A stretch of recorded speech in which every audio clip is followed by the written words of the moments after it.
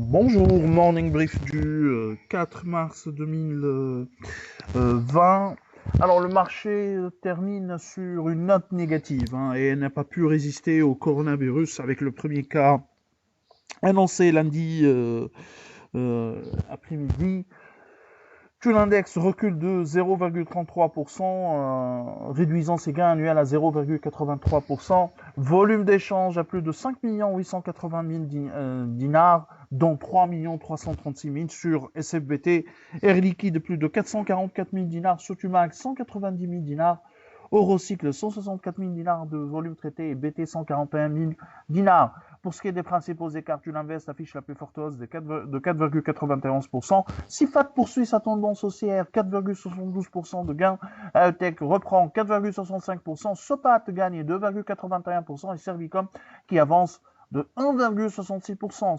Type accuse la plus forte baisse avec des pertes de 4,34%, 2,79% de recul accusé par Sits New Badenline, lâche 2,77%, BH baisse de 2,67% et EADH qui cède 2,46%.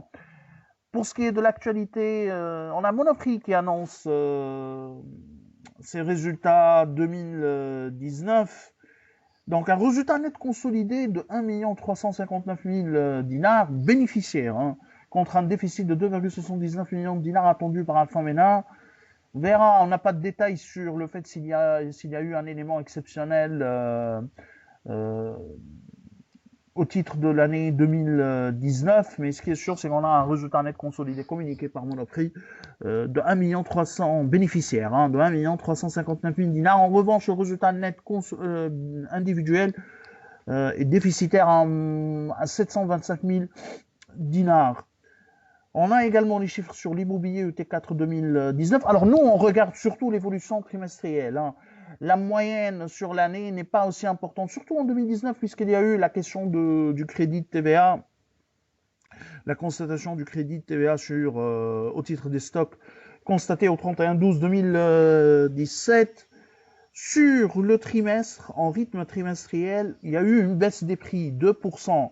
En rythme annuel, l'indice immobilier affiche une hausse de 3,7% au T4. En moyenne, on est sur 8% de hausse qui a été réalisée en grande partie durant les 2 premiers trimestres, bénéficiant bien sûr de l'effet de constatation de crédit de TVA. Il y a eu un dernier trimestre l'année dernière désastreux. Je parle de 2018. Volume de transactions poursuivent leur tendance baissière et suit un recul de 12,3%. Alors que la baisse était de 8,3% en T3 2019. Donc, la demande continue de souffrir en ce qui concerne l'immobilier. C'est pas une bonne nouvelle pour les banques, surtout pour les garanties immobilières. On verra ce premier trimestre 2019. Les chiffres de l'immobilier seront très très importants. À notre avis, ça sera également une tendance baissière qui sera confirmée au cours de ce T1 2020, où le contexte macroéconomique et le contexte de la demande d'une manière générale continue de se dégrader. C'est tout ce qu'on a pour ce matin. Nous vous remercions pour votre attention. On attend toujours la réponse de la Banque centrale en ce qui concerne les taux d'intérêt, sachant que la baisse des taux qui a été par exemple œuvrée par la Fed hier est insuffisante à notre sens.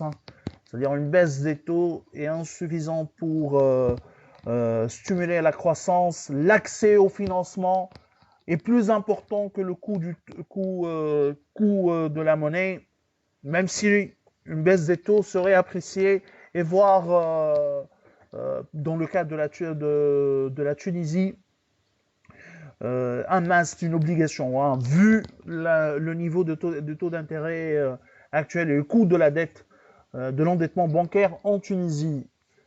Nous vous remercions pour votre attention et on vous donne rendez-vous pour demain matin. Au revoir, à demain.